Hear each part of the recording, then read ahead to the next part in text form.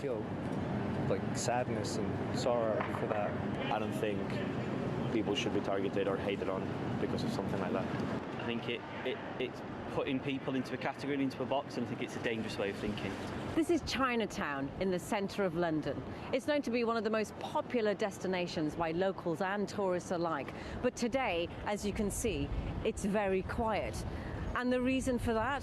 Well, after talking to locals and people on the streets, they say it's plain and simple xenophobia.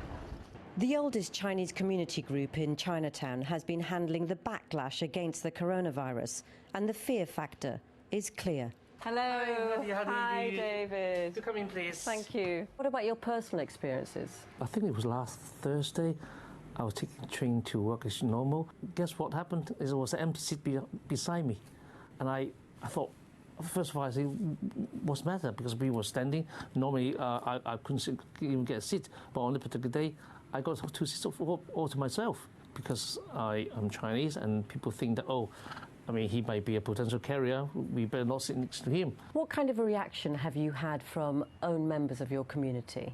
A lot of people get upset, especially for young children, because I get to hear a lot of complaints from the parents that children got picked up, got picked on because children just don't understand, because the children hear from their own parents when they go to school or when they see Chinese students or young children, they say, oh, better don't get near you because you might have a virus. The education is very important. The knowledge is very important. People got to understand that the virus is the problem now is not a Chinese problem. It's a global problem here. So I don't think that people would think that just because you're Chinese or you appear to be Chinese, you're potential carriers.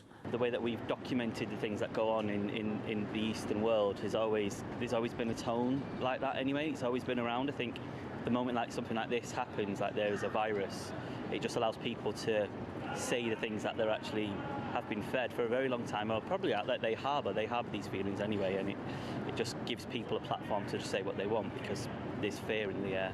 I feel like it's just a very horrid time right now for the Chinese people. I feel like using the disease as a way to be xenophobic is just terrible, I believe, really, yeah.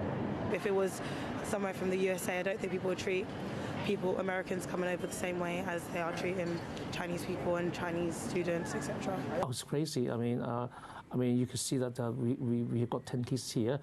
The first 2 cases are Chinese. The other cases are English people coming back from Singapore. So you can see that the virus, they don't pick on color. You could be any human being can be carrier.